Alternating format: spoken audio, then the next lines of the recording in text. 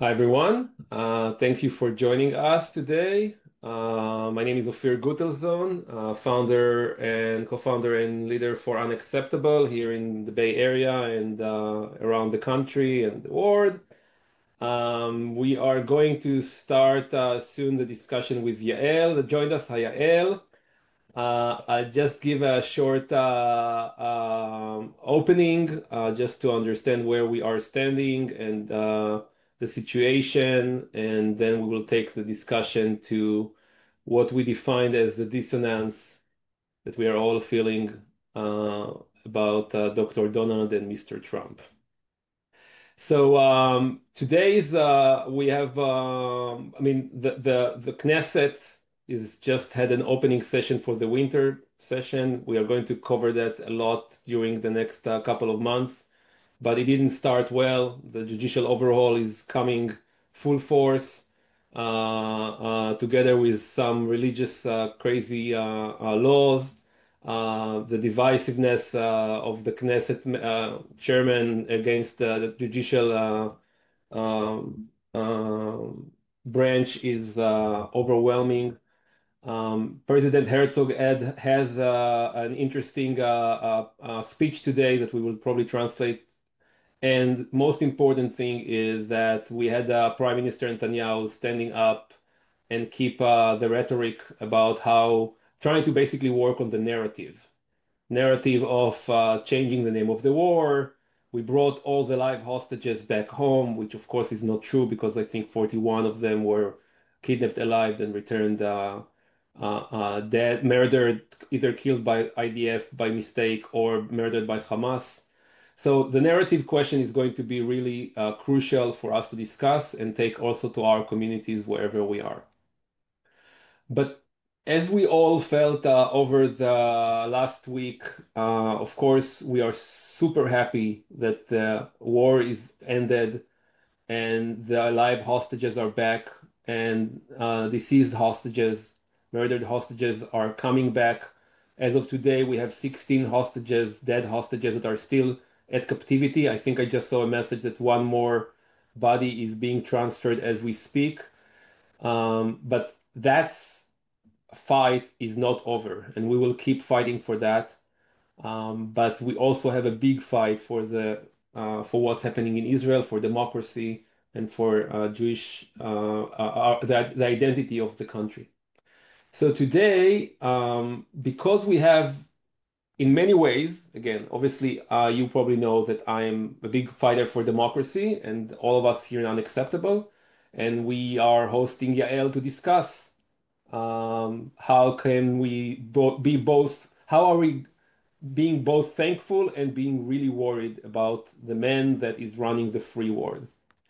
So I will make a short introduction about Yael Sternhell, Professor Yael Sternhell, that were missing in the beginning of the bio, uh, who is an associate professor of history and American studies in Tel Aviv University, a historian of the long Civil War era, which is In probably the really relevant US.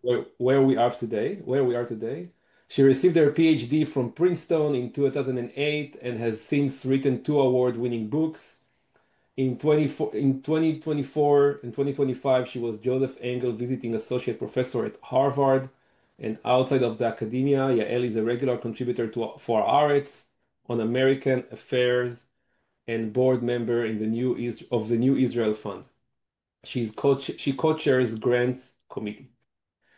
So, Yael, thank you so much for being with us today in your evening. Thank Uh, you, Fir and Shimrit, for extending the invitation. I'm delighted to speak and to see this crowd. Very grateful for all the work that you guys have been doing for the last few years. your sound is a little bit low, so maybe you can get closer to the Yeah. microphone. All right. Will We do. will try, or we can raise the volume. That's another option. But let's dive deep into where we want to discuss. So the title of I mean, of the session was Dr. Donald and Mr. Trump and the dissonance that some of us feel. I started by saying all of us feel, and I think it's not true. Probably some of us feel about that. Um, and just from your perspective, I mean, you have been around in Israel when the hostages came back, when where the president was in Israel. Tell us, how did it feel? What was the feeling, and how do you summarize this crazy week? Well, Monday was honestly one of the happiest days in recent memory, maybe even one of the happiest days of my adult life. Um, Seeing these families receive their loved ones, seeing these hostages whom honestly I didn't think would make it out alive. I protested. I was at the hostages square almost every Saturday, also at the anti-war demonstration, and these were not always the same demonstration. There was quite a lot of tension and friction within that movement. But I was there on Saturdays, though not sure that this would bear fruit. I was there to show solidarity to these families who had been thrown under the bus by their own government, to be there for the hostages who had been left to die in captivity by a callous prime minister and his minions. And when they emerged out of Gaza, it felt almost like watching a kind of a scene from the Greek mythology, this sort of epic um, return to life. It was just extraordinarily joyous. And I'll say two other things that to see a mass movement that after 2 years had been able to succeed, not succeed fully, because like you said, Offir, not all the hostages came back. I think it's incredibly important to remember that even to today and after this extraordinarily moving week, that dozens had died in captivity. But the sense that the public here has been able to get it done. Again, not fully, but to bring 20 people home alive um, was pretty intoxicating. We in Israeli liberals are pretty used to failing, honestly, and that was a huge success, aided, of course, by external circumstances, which we will get to in a moment. But it was very, very important. And then also, to be honest, as as a peace lover, as someone who cares about the lives of everyone in this region, who wants everyone to live in dignity and prosperity, I was overjoyed to see Gazan families emerge from the terror of the bombings and be able to maybe start rebuilding.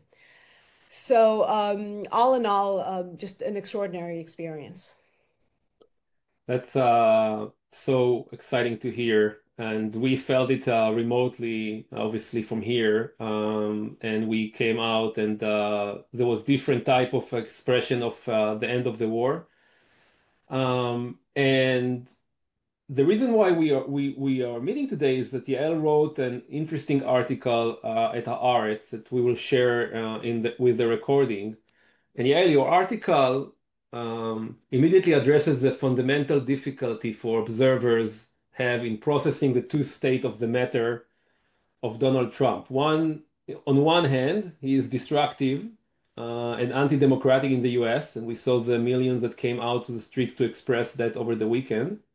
And on the other hand, he's using his power to try and sending political rivals to jail and crush federal government. Yet in the Middle East, he's positioned himself as a great peacemaker and humanitarian.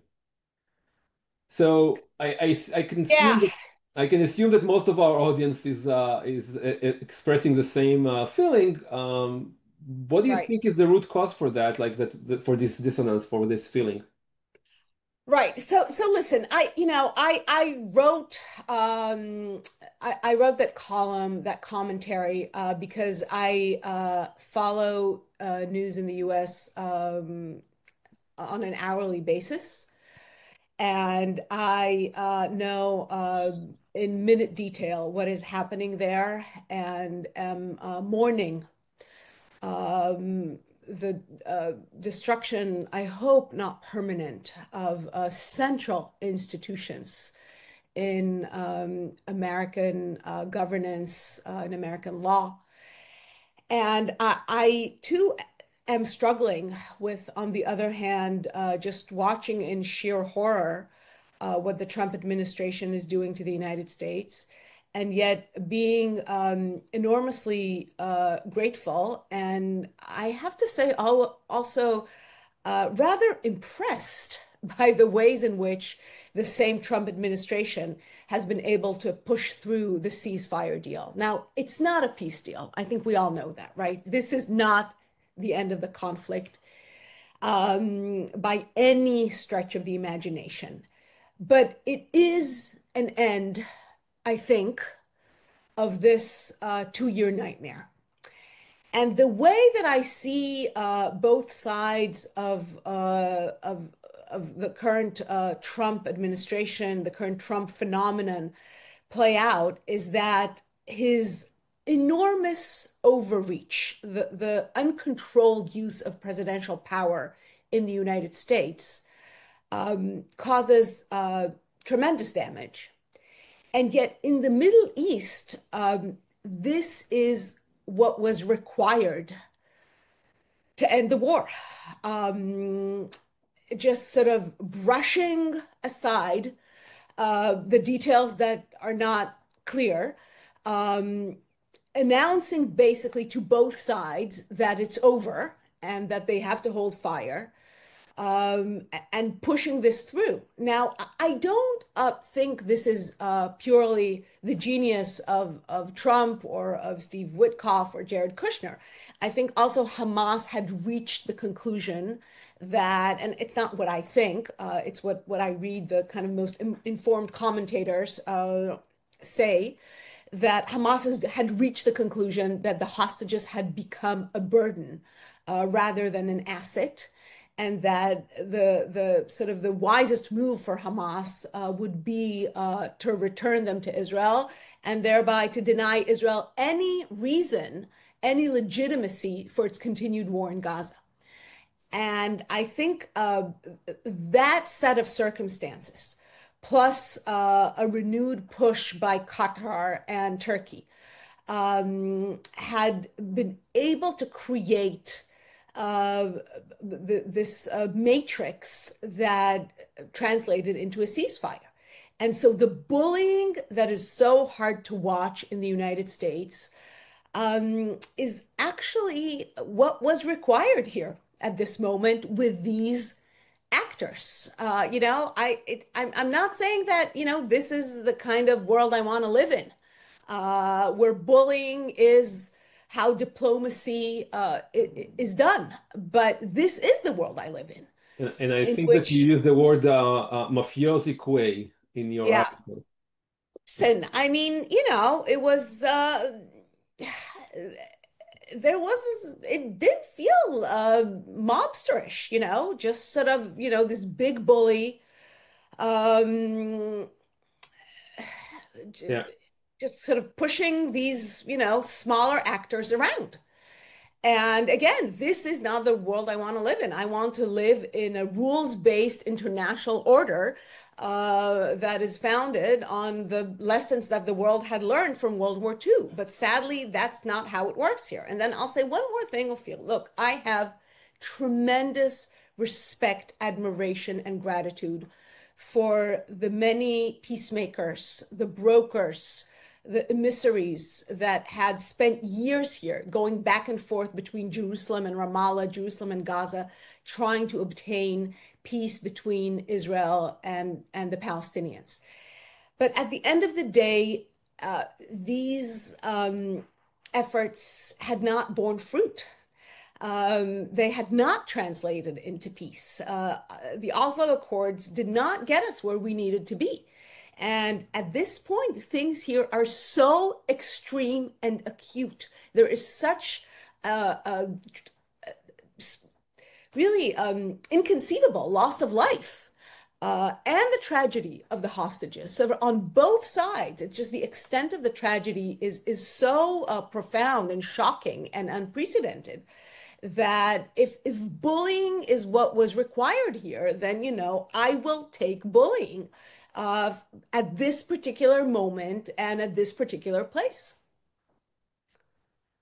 Yep, that's the crazy part that we live in, and I mean this bullying didn't came in the question. I mean, like we all know that there was deals on the table before, and those parties that we are dealing with, which is Hamas and Netanyahu government. Which, by the way, I mean, like if you haven't seen yesterday's 60 Minutes show with Leslie and in the interview where she was pressing really hard Kushner and Witkoff, and they were kind of like, well, it's all our personal relationship, Yeah. right? It's person, and obviously they were pushing back against the conflict of interest of the businesses, but in reality, that's a personal relationship part.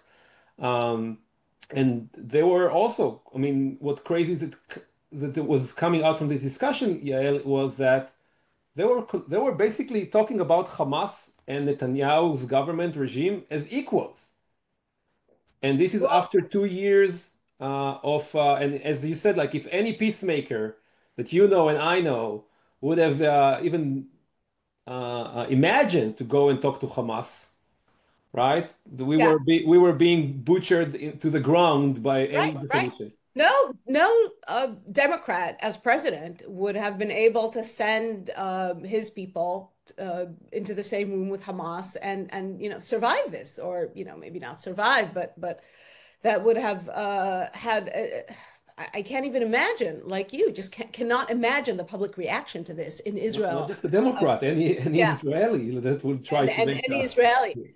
And the kind of transactional, matter of fact, I'm a deal maker, I'm a deal guy, like Jared Kushner had been quoted saying. And Hamas is one partner, Netanyahu is another. I leave it up to all of you to conclude or deduce what this means about Netanyahu and his government in terms of how extreme they seem outside Israel to anyone watching. And look, again, like all of us, I'm a child of the post-war order. And that was the world order that I hoped that I would grow old in and that my children would get to live under. But I am now being realistic, and a great deal has changed, and a lot of the certainties are no longer relevant. And maybe right now, this is the only way to stop the bloodletting in the Middle East through personal ties to Qatari wealth. And I don't, I have to take what I can get personally. So when you think about that effect, I mean, so obviously, I mean, you said just in your beginning that you stood in the hostage square and you kind of like said like, well, that's a fight that the liberals in Israel won. And the reason why I mean, and obviously not all of the people that stood in the hostage square were coming from just from pro-democracy movement, but many of them basically decided that they want life over land and life over Yes. war. And many of them, of course, were part of the pro-democracy movement that was fighting to to stop the judicial overhaul. That from what you read on the Israeli people, the people that you are going on the streets with, I mean, do they understand the risk for democracy in America on the same time where they appreciate No, President Trump, or do you think it's no. kind of like again, in the same way that many of Israelis didn't see what's happening in Gaza? All right, I mean, they don't really know what's going on the Look, I democracy mean, side in Israel. I really hate to say this, and it embarrasses me to say it, but Israelis are generally extremely uninformed about what goes on beyond Israel. It was true in Gaza. There's now a debate whether Israelis didn't know what was happening in Gaza or whether they knew and didn't care. In some ways, I'd really rather not know the answer. But I can certainly tell you that when it comes to American affairs, because I speak about them in the media, because I teach it at Tel Aviv University, uh, people know very little. Some people are extremely informed, but I know that there's this illusion about Israelis that they all speak amazing English and read the New York Times every day, and they really don't. And most of what they know about current events comes from Hebrew-speaking media and not from Haaretz, which is also an incredibly informed media organ. And I, urge anyone who doesn't have a subscription to get one because this is free speech in Israel today, basically. Mainstream media does not, by and large, reflect what's happening in the U.S. Foreign news has never been the strong suit of Israeli media, not because the people who are reporting it are not informed and professional and extremely well educated. They are, but because Israelis are very inward looking. And really see Israel as the center of the world and see their problems as, the only narrative that can explain reality. And so I can very clearly say that when I talk to people about the indictments against James Comey, against Letitia James, when I talk about ICE on the streets, people either haven't heard of any of this, or they don't really understand what it means or why it's important. I think there's such a sense here that America is a strong democracy and a sort of a wealthy, vast land of opportunity. And it's hard for people here to get alarmed about what goes on there. Now, of course, I'm speaking here in very broad strokes. I just had lunch today with a friend who's, listens to Joe Rogan every day to just know what's happening on the American right. So, this is not by any means a generalization. But when we speak about mainstream public, I think it's really important for you all to realize that the level of sort of knowledge and understanding of what's happening in your neck of the woods right now is not very high. People here have no bandwidth to sort of think about that, to understand what this means. And again, I mean, like even though the sizes of the countries and the risks are enormous, I mean, like obviously that's why we are doing what we're doing here, also to get because most of Jewish Americans and allies of Israel that are liberal democracy fans here have really little knowledge about what's really the risks in Israel democracy.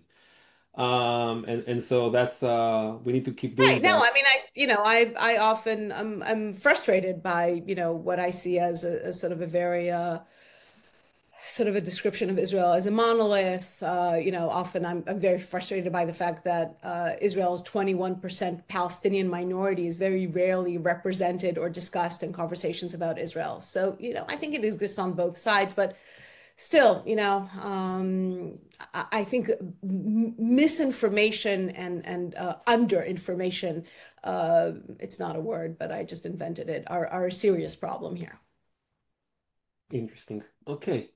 So one of the things that you wrote in your article was that now that people learned that bullying is working in the Middle East, and that in that sense, again, I mean, like we all appreciated President Biden assistance from day one, and we really hope to see that type of help in the future.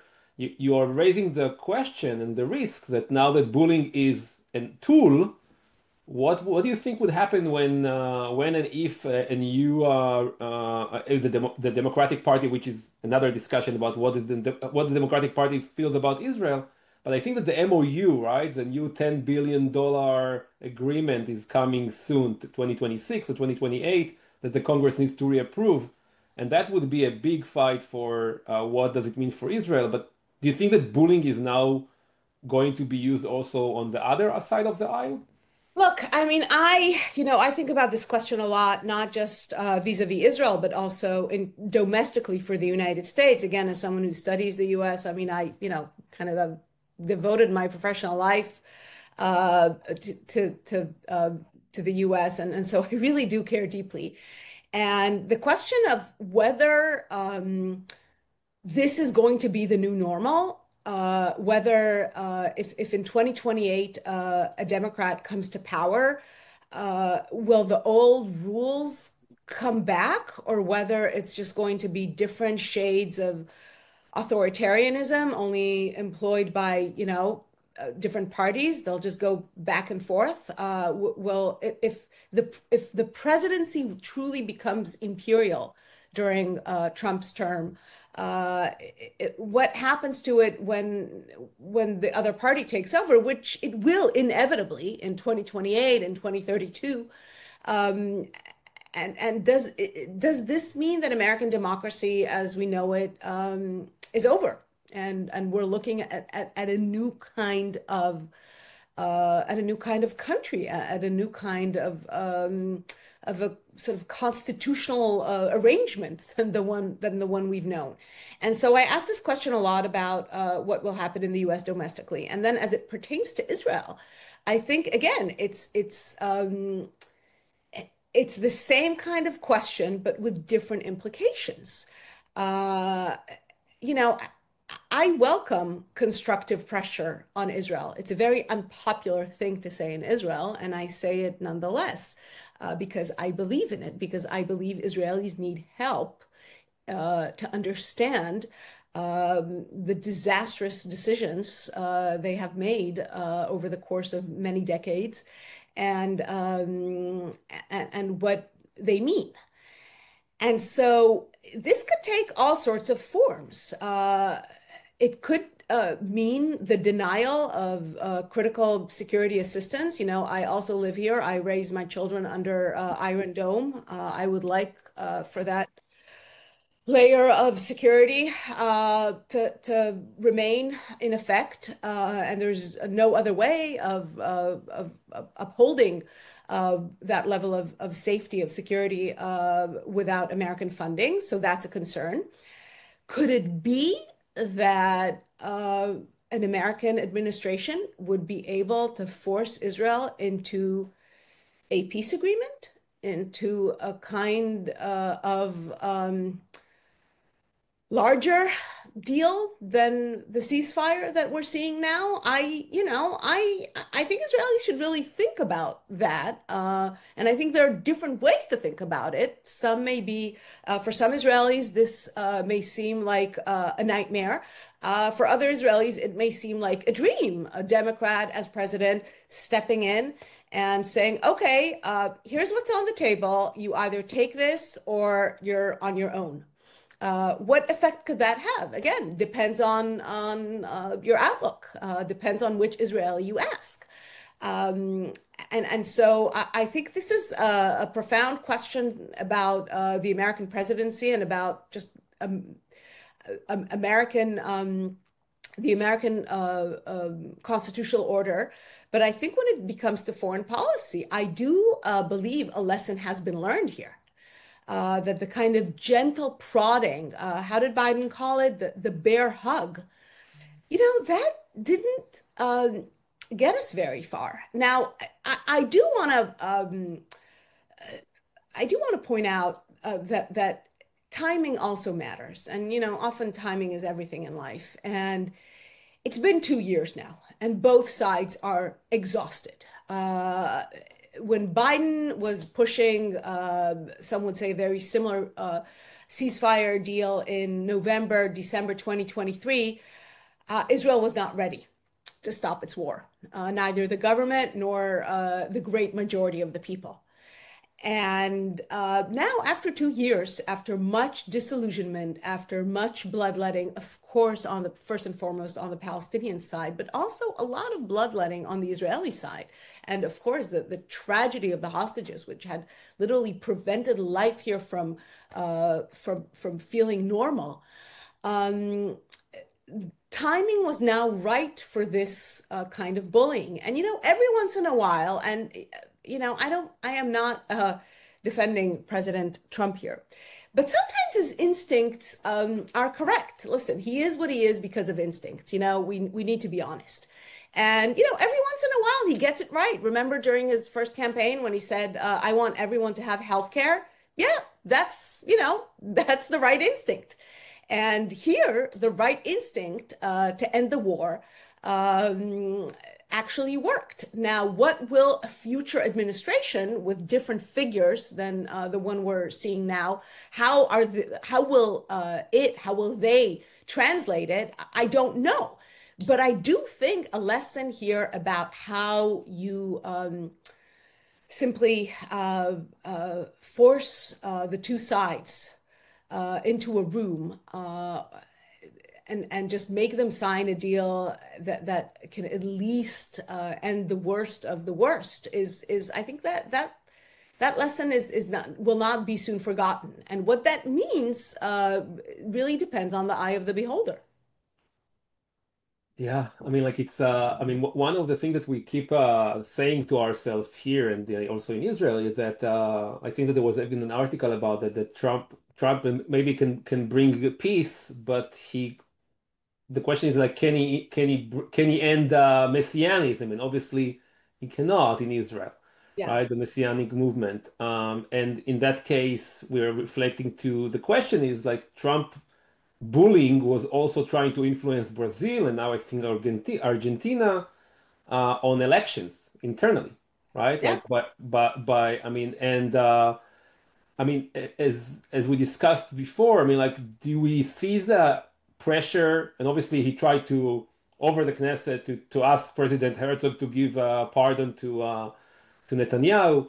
So the question is like, what this type of things do you feel like how does this type of bullying could influence the local election that we are coming in this year? I mean, Look, I don't know. Israelis now admire Trump. He was pretty popular here before, as you know, but even more so now.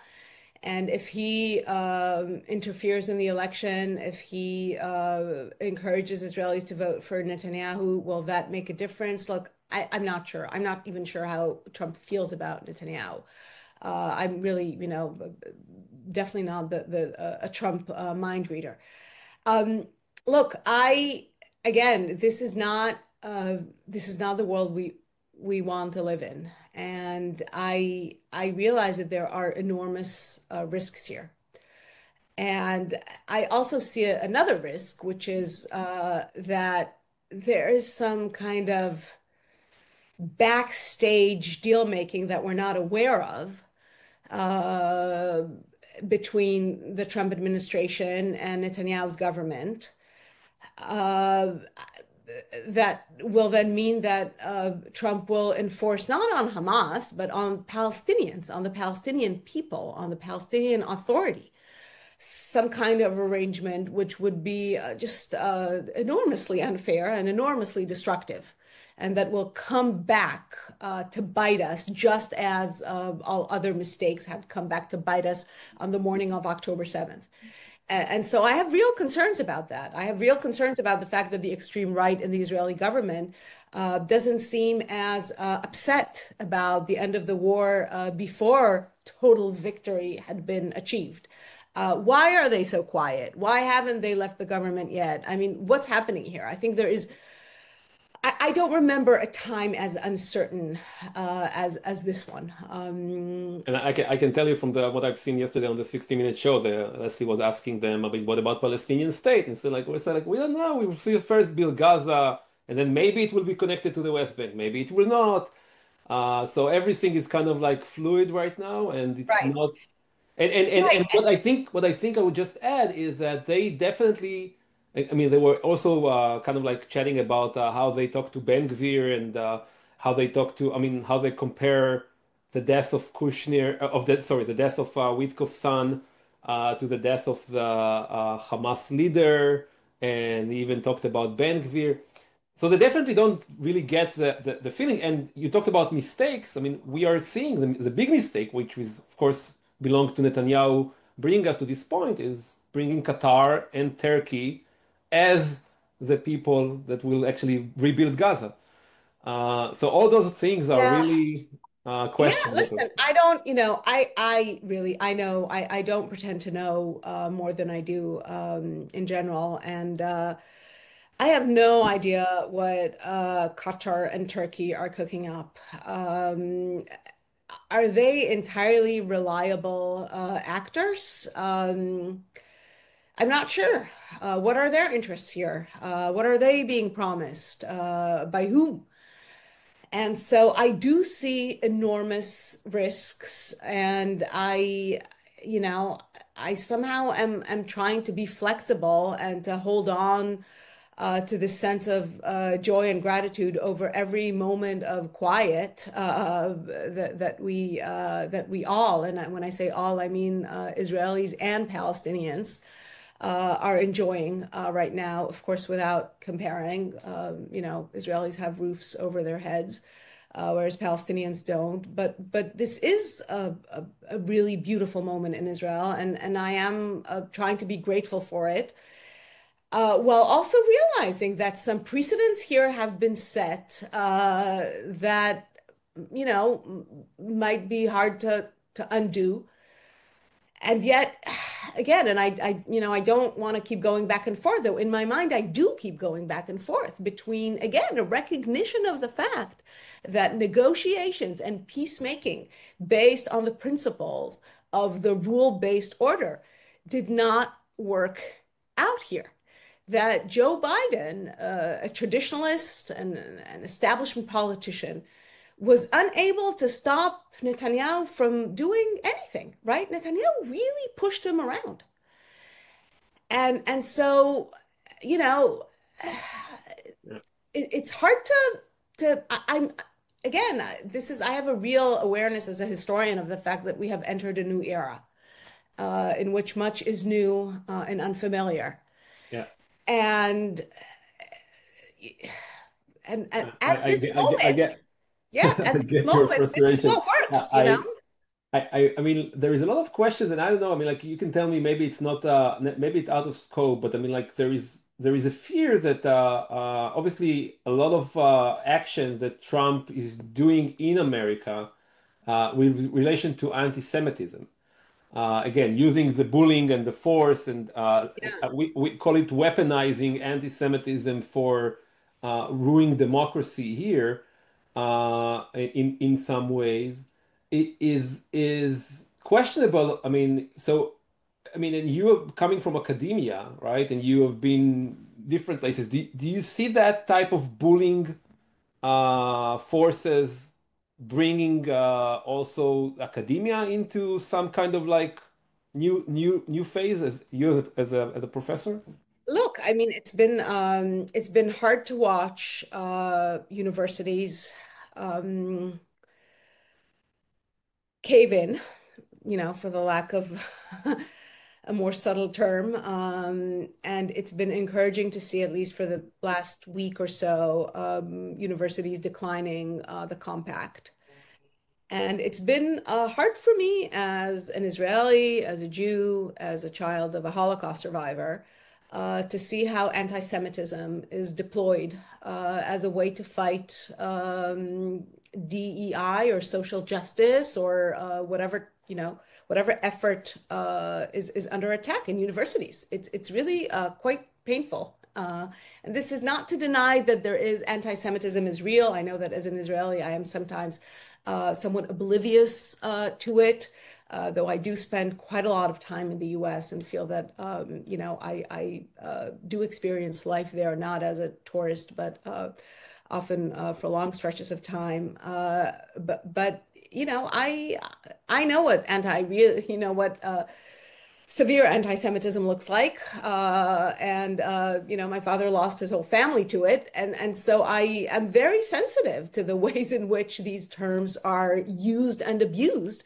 as a way to pressure universities to back down from their principles. And it saddens me. And as an Israeli academic, it also scares me because Israeli universities have largely, and I say largely because we're seeing some cracks in that wall too right now, but have largely stood up to the Netanyahu government pretty successfully. Maybe we just because, we're not important enough to be action item number one for this government. But, they'll get to us. We're further down the list, but at some point our turn will come. And I don't want the Netanyahu government to copy these methods and to change what higher education is in Israel, which really is a bastion of free speech. Yeah. And so I'm concerned about this both as someone who cares deeply about American academia, and much of what I have in life I've been given by American academia, but also as an Israeli academic who knows what the implications of those kinds of tactics might And, and be. of and of course, it's worth mentioning again, speaking about bringing Qatar and Turkey into Gaza, is who was funding those movement of of anti-Semitism in campuses, and now is trying to build even an Air Force base in Idaho, which is Qatar. I mean, there is a question that I'm starting to pick up questions from the. I'm trying to do my best Sure. to pick up the Happy to, question. right, happy to move to that if Yeah. people want to Um, uh, engage. there is a question about joining forces between the liberal democracy movement in Israel, like pro-democracy, and the forces here in the U.S. I mean, do we, because we see so many similarities, right? The Yeah. playbook is the same playbook of authoritarian playbook. How do we can we combine, do you think, those efforts and assuming that again, in one hand, we are really appreciated to what President Trump is doing on the peace side, so-called peace, and on the other side, we are trying to fight uh, Yeah. we're trying to fight for democracy. Look, I'm really, I'm not equipped. I think to offer much advice. I, Look, I think that pro-democracy forces in the United States might be very suspicious of pro-democracy forces in Israel because they accuse most of us of being careless in how we use democracy and in basically meaning democracy just for Jews. Now, of course, that's not entirely true because within Israel's pro-democracy movement, there is a very active sort of left nucleus that makes these connections and the anti-occupation bloc. And so there are elements of the pro-democracy movement in Israel which definitely see the occupation and the denial of human and civil rights to Palestinians as very much part of the problem. And we always knew that one day it would come for us, privileged Jews, and of course the two are related. But for many in the pro-democracy movement in Israel, this government had, kind of arrived out of nowhere and they didn't quite see what was coming, and have were shocked and moved to action by the efforts to deny them basic civil rights like judicial review and freedom of the press and all of what this government has been trying to do. So I think many elements of the pro-democracy movement in the US would be suspicious of the efforts here. But look, I do think there's lots to learn in the sense that, before October 7th, this movement was very successful. And I think Anne Applebaum might have called it the most largest and one of the most successful pro-democracy movements in recent memory. And I think it's true. And I think that's well earned. And I think that the level of organization, the level of mass participation, this is a country of 10 million people, and that we had like a total of 2 million people on the streets. That's, the equivalent of what, 60, 70 thousand. Every week. Yeah, yeah, 60, 70 million Americans coming out. Um, and so I think when it comes to organizing, I think what has been really effective here is mobilizing sectors, doctors, tech workers. Every profession had its sort of own pro-democracy outfit that was really successful and gave people a place where they felt like they belonged. And it's Um, interesting that this week when we walked and saw the picture of the No Kings rallies, I mean, like we saw many things that we have identified with, for example, re-owning the flag, right? right. or carrying Yeah, the Constitution and getting people to sign on it, like we did yeah. on the Declaration of No, I think Independence. that's really, you're right. Reclaiming these symbols. I remember the days in which Ted Cruz used to boast walking around with a copy of the Constitution in his pocket. Well, I really, we should all, or you all should be walking with copies of the Constitution in your pockets. Like I think that's really powerful, reclaiming what the United States actually is. Who's an American, who's a patriot, and who's trying to destroy a country that, for all its faults and deficiencies, really it is the oldest, most successful democracy in the world. When looking, as we historians tend to do over the course of centuries. So I would really, I don't know if cooperation is what's required, but certainly learning what are the tools and what are the forms of organization that the Israeli protest movement has used that were effective before October 7th. Got it.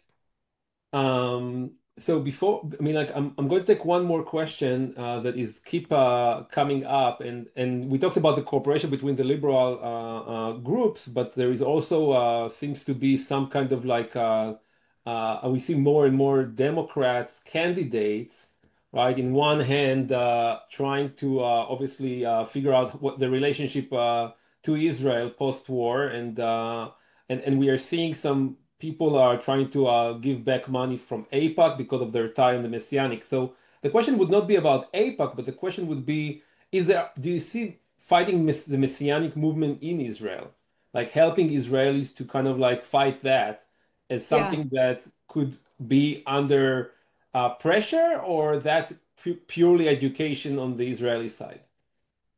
Like Under pressure from, I'm not, from the US from US government or US officials or Congress, or I mean, like we had sanctions on messianic on settlers, right? We had yeah. that before. How does the relationship between US and Israel could affect the messianic movement in Israel, basically? Look, that people on the Zoom know this, but I do feel the need, the obligation to say it, look, Israel is no, I'm not going to sugarcoat it. A majority of Jewish Israelis are right wing. Some of them, one would say even many, are on the extreme right. Some who think they are left are actually on the right. Look, it's not easy. But there's also a tremendous amount, and this I say as the co-chair of the Grants Committee of the New Israel Fund, which is the largest civil society organization in Israel on the left, and funded mostly by donations from the United States. There is a tremendous amount of good work being done in Israel that Americans can't support. There is a lot to lean into, a lot of work to help. Whether it's initiatives, there was a cover story in Haaretz. I don't know if it was translated into English, about orphanages in Gaza that were 90% funded by Israeli donors. So there's that type of work that you can amplify. There is a lot of work here that Palestinian Israelis are doing, a lot of really great civil society groups. Please support protective presence in the occupied territories, which the New Israel Fund is really prioritizing now to help Palestinian communities, which are under threats by truly the most violent and radical elements of the settler movement. I mean, there are Israeli activists living with Palestinian communities just to physically protect them when radical settlers come to harm them. There are court battles. There's just so much work going on here by both Palestinian Israelis and Jewish Israelis. And we really need all the support that we can get. And I respect people who no longer feel that they can do this work because Israel to them has become a monster. I don't, I understand where you're coming from, but Israel really is not a monolith.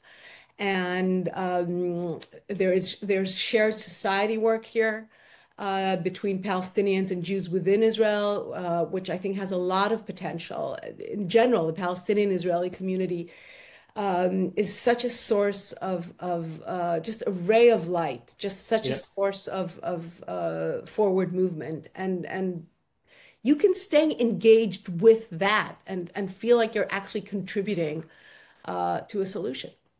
And I will just add on that as we are keep saying is that whatever is happening from the Messianic movement on the territories on the West Bank is coming into Israel. So for saving Israeli democracy, right? I mean, like we need to use all those resources both in Israel and on the West Bank. But practically, we need to stop Messianic through Yeah. education, through communication, through all And those no, efforts. And Jewish Americans and us Israeli Americans and around the world has a lot of things to say look, about it. because honestly, a lot of this money does come from the US, a lot of support for some of the most harmful efforts in Israel is coming from the US, whether it's from evangelicals or from elements within the Jewish community. And if you want to counter those influences, then please join us in the work that we do. And there are literally dozens of civil society groups that do tremendous work, standing together. I Yeah, can go on and on. yeah. I So want it's to. yeah. I want to put on spotlight also Shimrit that will kind of like bring it to a close. I want to really thank you, Yael, for doing everything you're doing, other than teaching about the Civil War, which is your parallel life. And I will move to Shimrit, and I will move through the questions again. And if there is something that come up, I will come back. Shimrit, Thank over to you. thank you, Phil. Thank you, Phil, and thank you so much, Yael. I'm so like I can tell you that every time I need to explain my friends in Israel what is going on here, I'm going to look for what you're writing. Your wisdom and clarity in explaining it is always extremely helpful. Thank So you, Shirley. That's a great compliment coming from you. So really, truly appreciate having you here and listening to you.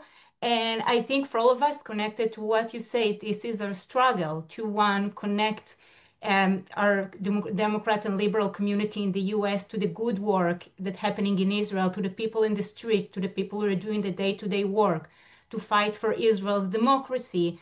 And as we know, this struggle now that the live hostages are back home, our struggle is continue. We can't take a moment to rest. As Offir started, we've seen in the Knesset today that the judicial overhaul and the attack on democracies in Israel is getting back in full power. So a lot of work ahead of us, and it's really good to understand where are we standing and what is our way forward. And I think we can also take some optimism from the fact that seeing such a huge struggle in Israel and solidarity and shared struggle of so many groups joining forces together for 2 years in a row eventually brought to an outcome. And it's a question for us that we know that so many of you have been involved in this struggle, in coming to our rallies and in supporting our activities and staying engaged. It's really critical for us to stay together and keep working. 2026 is going to be a critical year, both in Israel and here. It's election year. No, I think that's a really good point that it's on, and this really is money time in both countries. Yeah. Again, Um, So I will, I mean, I will, with that, I mean, around elections in 2026, we'll take this as a closing in the sense that there is a lot of work. I mean, we can strengthen, if you think about always strengthening Israel, think about democracy and about how to keep the values that The Declaration of Independence was part of written of, and we can improve it. Again, the democracy in America is not perfect, and we keep improving it. So keep working on that. And I'll give the last words to Yael before we are closing. Thank you. So again, thank you for all that you do. And yeah, look, it's been we've been through some really dark times here, and I know I've said this to my many friends in the US who are not Israel obsessed on a day-to-day basis. That the I know that it was hard to watch for those of you who care about democracy in America. Seeing Donald Trump receive a hero's welcome in Israel was not easy for you guys. Um, but honestly, compared to Netanyahu, it's what are you going to do? It's one bully with another bully, and Donald Trump at least has some good moments when he at least values human life, which I sadly don't think Netanyahu does anymore. And so, under these circumstances, if beggars can't be choosers, and I please don't be angry that this is how he was. There are signs in Tel Aviv now. I won't lie to you, with like, "Thank you, Mr. President," because that's how people feel that that we saw no end to it. Like a week earlier, I just could not see an end to the war, and suddenly the war ended. And what do we want is first and foremost the war to end, the hostages to come home, the suffering on both sides to stop, and we have that now, and that's what when you live in this reality, that's pretty irresistible. And I just put in the chat. I mean, like you reminded me. I mean, David Myers, who usually co-host with us, and he couldn't join us today, made a terrific speech on the last rally that we had about again thanking Donald Trump and in that way, and on the same time said like maybe you can use some of your tactics against the people in Portland, like the compassion, the empathy, and Yeah. others. So here is the link on the chat, and I will also share it. Thank you everyone who joined in such a quick notice. You always it's great to see all of you here. Thank you Shimrit and thank you Yael and thank you everyone who is doing anything to make Israel a better place for everyone between the river and the sea. Thank you, thank you, And thank see you. you soon in our continued struggle. Yep. Thank you so much. Thank Thank you. you Bye for all bye. that you. Bye. Good night.